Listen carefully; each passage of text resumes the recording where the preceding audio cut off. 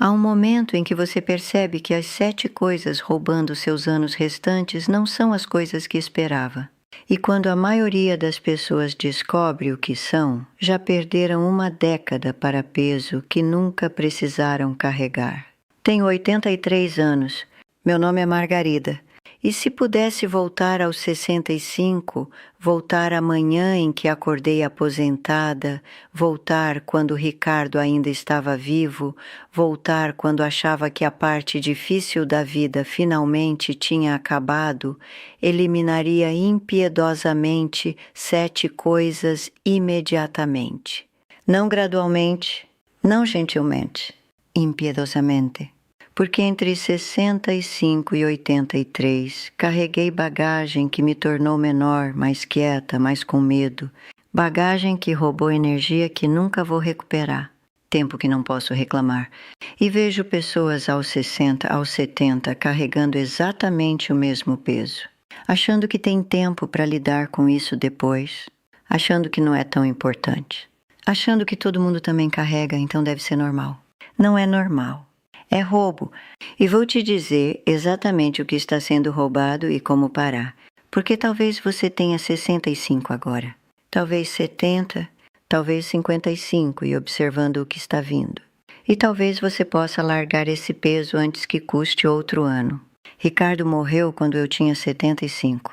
Ataque cardíaco na cozinha. Foi em minutos. Mas aqui está o que ninguém te conta sobre os 10 anos antes de alguém morrer. Aqueles anos, de 65 a 75, deveriam ser nossa recompensa. Aposentadoria, liberdade. Tempo que tínhamos conquistado depois de 46 anos de casamento e décadas de trabalho. Desperdiçamos a maior parte. Não dramaticamente.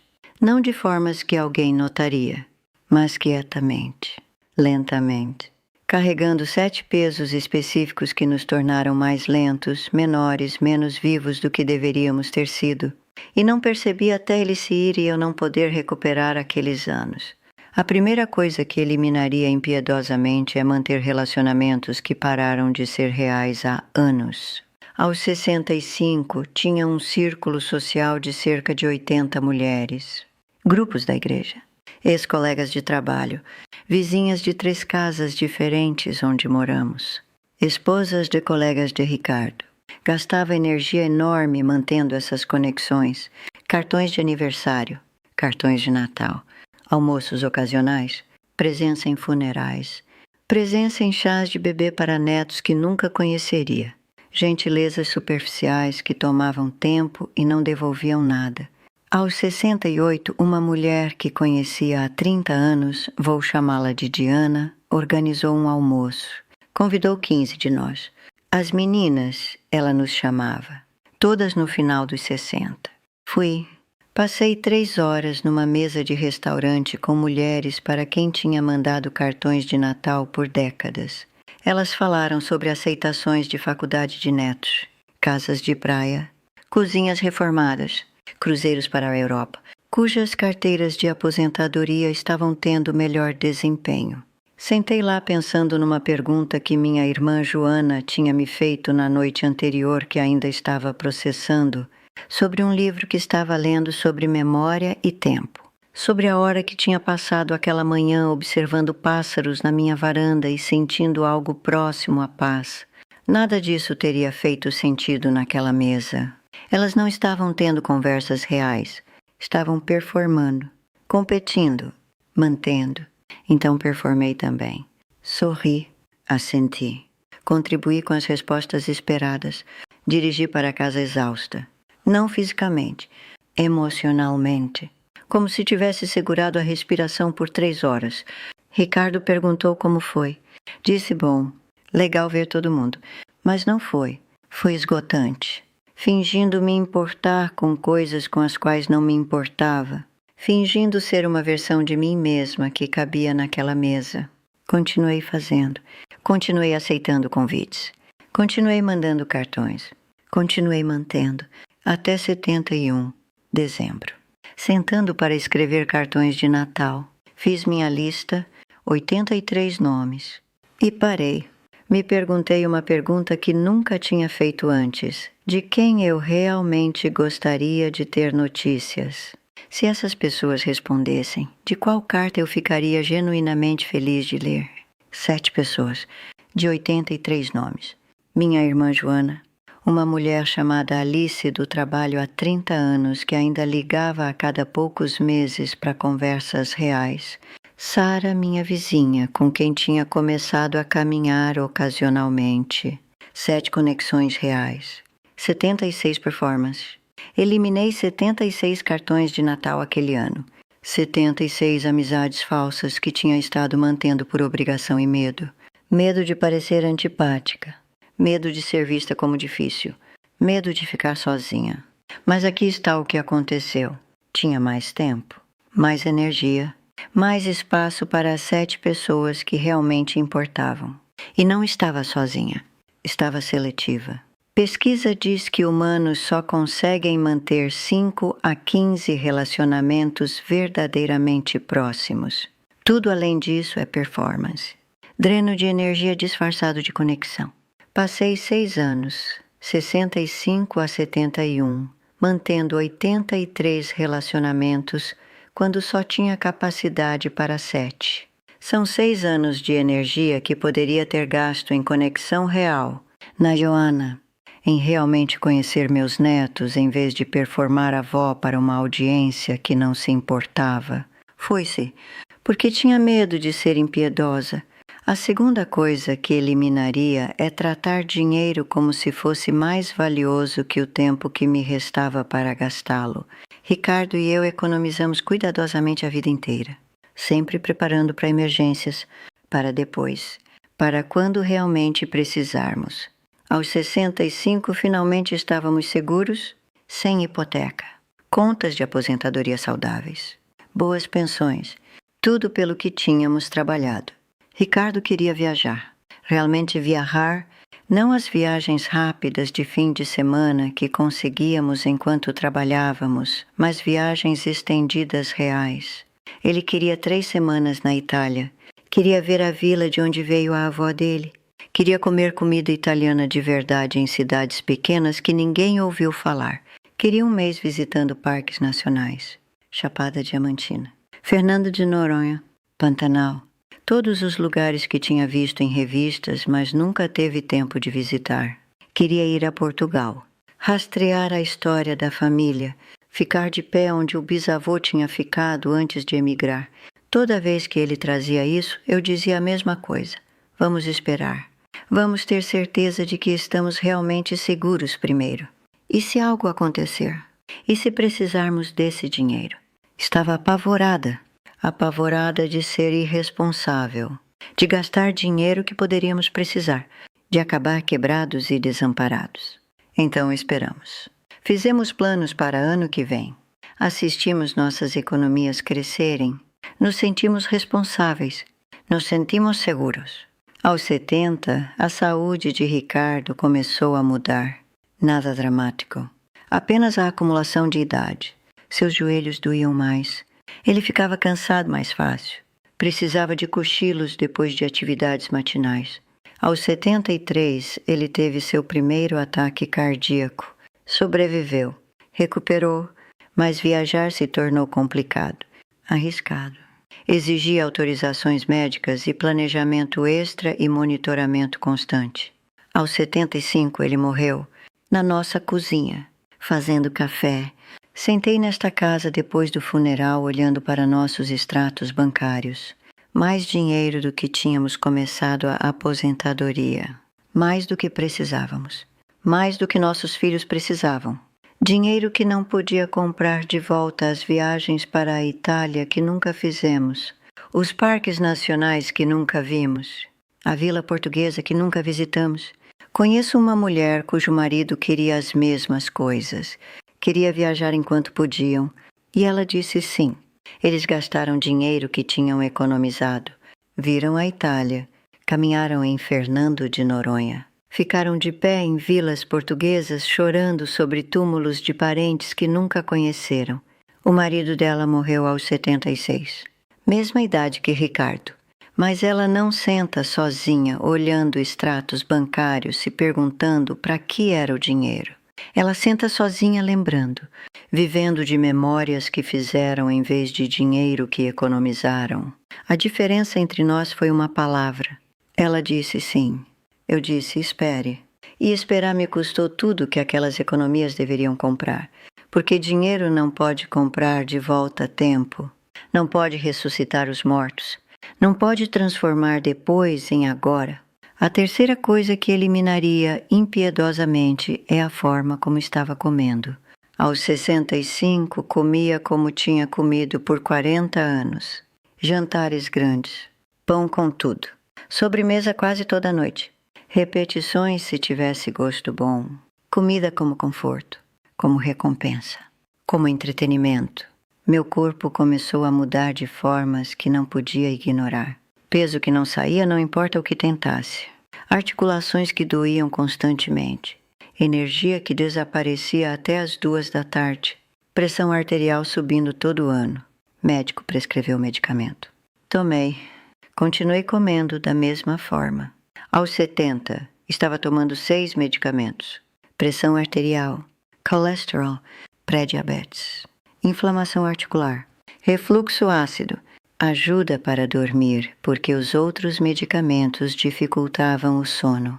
Lembro de ficar de pé na minha cozinha aos 72, colocando minhas pílulas matinais ao lado do meu café da manhã. 6 pílulas, uma fatia de torrada com manteiga. As pílulas ocupavam mais espaço no prato que a comida. E pensei, algo está errado com esta imagem. Mas não mudei nada. Uma amiga minha, Ruth, tinha problemas similares. Números similares, lista de medicamentos similar. Mas aos 70, o médico dela disse algo diferente. Ele disse, essas pílulas estão gerenciando sintomas, mas a causa raiz é o que você está comendo. Você pode continuar tomando mais pílulas ou pode mudar o que está colocando no seu corpo. Ela mudou o que estava comendo. Porções menores, mais proteína. Vegetais em vez de só amido e pão. Parou de comer quando estava satisfeita, em vez de quando estava cheia. Em 6 meses, o médico dela começou a reduzir os medicamentos. Em 1 ano, ela estava em 2 pílulas em vez de 7. Sua energia voltou. Suas articulações doíam menos. Ela se movia como alguém mais jovem. Não fiz essas mudanças até 74, depois que Ricardo morreu. Depois que percebi que estava comendo as mesmas refeições que sempre comíamos, mesmo que estivesse cozinhando para uma e meu corpo precisasse de algo diferente. Gostaria de ter feito essas mudanças aos 65. Gostaria de ter entendido que comida depois dos 60 não é o mesmo que comida aos 40, que meu corpo precisava de combustível diferente. Que comer por prazer e comer por saúde poderiam ser a mesma coisa se eu prestasse atenção.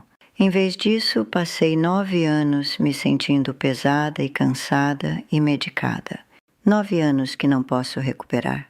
A quarta coisa que eliminaria é falar quando deveria ter estado ouvindo. Aos 65, tinha estado dando conselhos por mais de 40 anos. Para meus filhos, para colegas, para qualquer um que parecesse precisar de orientação.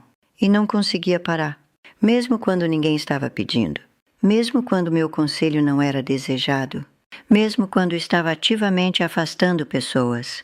Minha filha linda ligaria para falar sobre algo com a filha adolescente. Algum conflito, alguma preocupação. E antes dela poder terminar de explicar a situação, eu interrompia.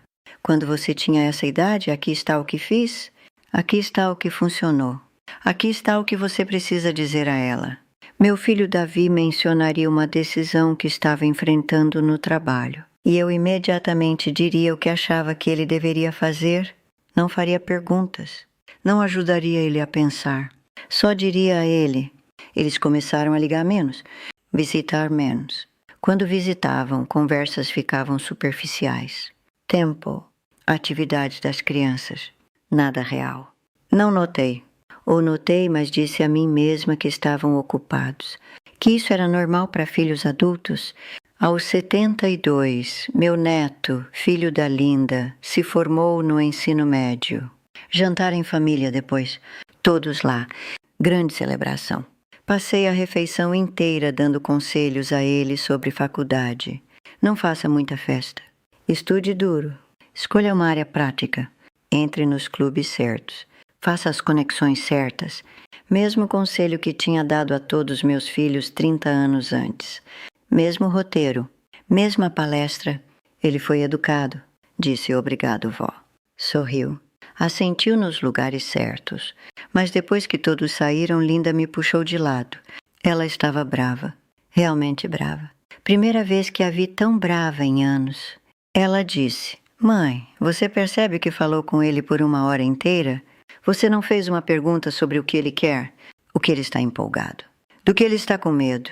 Você só fez palestra para ele como se ainda tivesse 6 anos. Fiquei na defensiva. Disse que estava tentando ajudar. Disse que tinha experiência que ele não tinha. Disse que é isso que avós fazem. Ela disse: Não, mãe, é isso que você faz. E é por isso que nenhum de nós te conta nada real mais.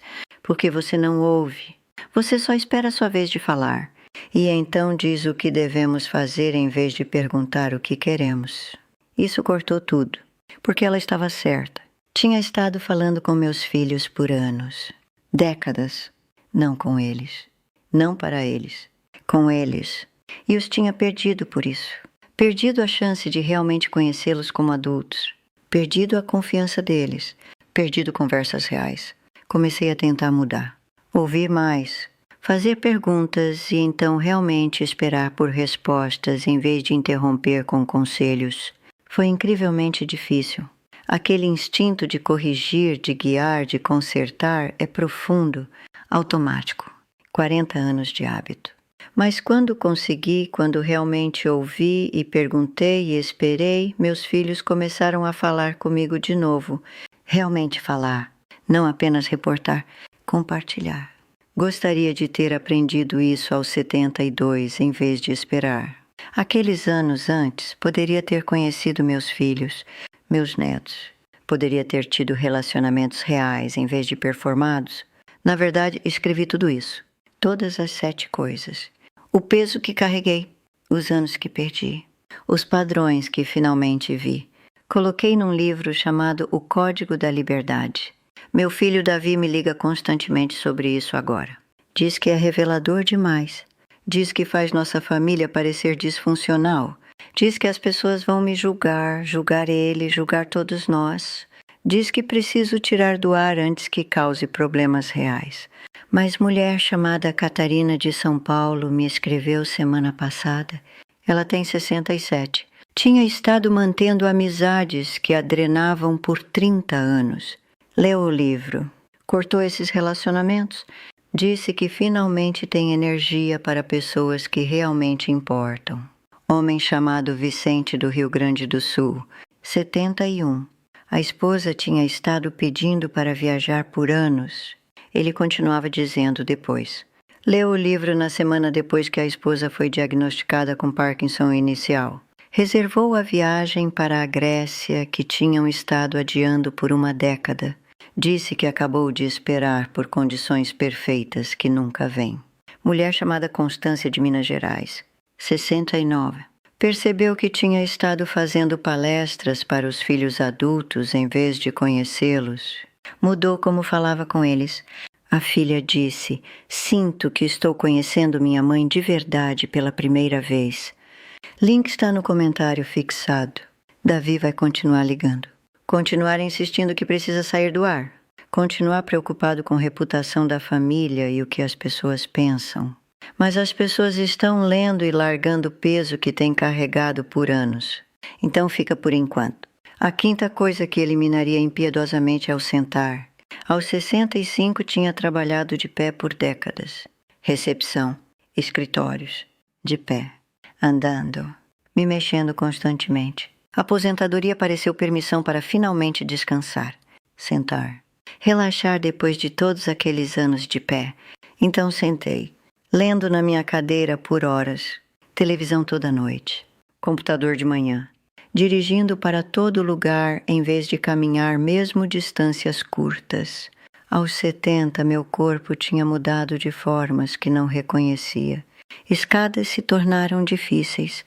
Levantar de uma cadeira exigia empurrar com meus braços. Minhas costas doíam constantemente. Movimentos simples pareciam difíceis. Médico disse que tinha perdido massa muscular significativa. Disse que precisava me mexer mais. Disse que estava cansada. Ela disse que é exatamente por isso que precisava me mexer. Que sentar estava me fazendo mais cansada, não menos. Não ouvi. Continuei sentando. Continuei me sentindo mais cansada. Continuei me mexendo menos. Aos 73, caí. Só saindo da cama. Pisei errado. Minhas pernas não conseguiram me pegar. Não conseguiram estabilizar rápido o suficiente. Bati no chão com força. Costelas machucadas. Me assustei mais do que me machuquei. Fisioterapeuta disse: você perdeu força e equilíbrio significativos. É por isso que caiu. É por isso que não conseguiu se pegar. Ela me mostrou fotos de exames de músculo. Mostrou como massa muscular parece aos 70 em alguém que se mexe regularmente versus alguém que senta a maior parte do dia. A diferença era chocante, visível, inegável. Comecei a caminhar aos 74. Só 20 minutos a maioria das manhãs. Nada impressionante. Só me mexendo em vez de sentar. Em meses me senti diferente. Mais forte, mais estável, menos cansada. Mas não posso recuperar o que perdi. Não posso reconstruir músculo que atrofiou de 65 a 74. Só posso parar de perder mais. Conheço um homem, Haroldo, que tem 80 agora. Caminhou toda manhã por 40 anos. 30 minutos, chovendo ou fazendo sol, sem exceções. Ele se move como alguém 20 anos mais jovem. Sobe escadas sem pensar. Levanta de cadeira sem usar os braços. Vive no corpo em vez de estar preso por ele. Gostaria de ter sido essa pessoa. Gostaria de ter continuado me mexendo aos 65, em vez de tratar a aposentadoria como permissão para decair. A sexta coisa que eliminaria é a obsessão com números de saúde como se determinassem meu valor. Aos 68, fiquei fixada na minha pressão arterial. Comprei um monitor doméstico, checava toda manhã, às vezes 2 vezes por dia. Se estava elevada, mesmo levemente, entraria em pânico. Catastrofizaria. Imaginaria AVCs. Imaginaria morrer. Médico continuou adicionando medicamentos para deixar os números perfeitos. Algo para pressão arterial, algo para colesterol, algo para açúcar no sangue, algo para os efeitos colaterais dos 3 primeiros algos. Aos 70, estava tomando 7 medicamentos diariamente. Pílulas que me faziam sentir nebulosa, cansada, desconectada do meu próprio corpo. Não conseguia dizer se a exaustão era idade ou medicamento. Não conseguia dizer se realmente me sentia mal ou se apenas sentia que deveria me sentir mal porque meus números não eram perfeitos. Tenho uma amiga, Alice, que tinha números similares. Pressão arterial levemente elevada. Colesterol levemente alto. Nada perigoso. Só não perfeito. O médico dela disse algo que o meu nunca disse. Ele disse: você tem 70. Esses números são normais para 70? Como você realmente se sente? Ela disse que se sentia bem, energética, capaz. Ele disse: então você está bem. Não estamos tentando fazer você voltar aos 25. Estamos tentando mantê-la saudável aos 70. E saudável aos 70 parece diferente de perfeito aos 25. Ela parou de obsessionar. Parou de checar números constantemente. Tomou menos medicamentos. Viveu a vida baseada em como se sentia em vez do que seu monitor de pressão arterial dizia. Gostaria de ter tido essa conversa aos 68, em vez de passar anos perseguindo números perfeitos com medicamentos que me faziam sentir pior. A sétima coisa, a coisa mais importante que eliminaria impiedosamente, é comparar minha vida com a versão curada de todo mundo. Aos 65, fui a uma festa de aposentadoria para uma mulher com quem tinha trabalhado. 20 de nós, todas recentemente aposentadas ou prestes a ser.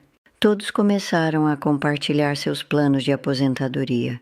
Uma mulher tinha comprado uma segunda casa no litoral. Outra estava viajando para 6 países no próximo ano. Outra tinha assinaturas de teatro e ópera. Os filhos de outra tinham todos se saído excepcionalmente bem financeiramente e estavam levando ela em cruzeiros. Sentei lá me sentindo menor com cada história. Nossos planos pareciam comuns, pequenos, insuficientes. Ricardo e eu estávamos apenas planejando viver, fazer jardinagem, ler, passar tempo juntos, talvez viagens curtas ocasionalmente. Dirigindo para casa, me senti como se tivéssemos falhado de alguma forma, como se tivéssemos feito a aposentadoria errado, como se todo mundo tivesse descoberto como torná-la espetacular enquanto estávamos nos contentando com o mundano. Esse sentimento ficou. Por anos, todo cartão de Natal com fotos de férias europeias de alguém, toda menção casual na igreja da bolsa de estudos do neto de alguém para uma universidade de elite, toda a história sobre a aposentadoria de alguém que soava mais cheia, mais rica, mais bem-sucedida que a nossa, estava constantemente medindo, constantemente ficando aquém, constantemente me perguntando o que tínhamos feito errado. Aos 76, um ano depois que Ricardo morreu, estava sentada na minha varanda uma manhã, cedo, café, observando luz mudar, e percebi que estava completamente feliz. Naquele momento exato, por nenhuma razão que impressionaria alguém. Só porque o ar estava fresco e o café estava quente e um pássaro estava cantando e eu estava viva para notar. Ninguém para comparar, ninguém para medir contra. Só suficiente.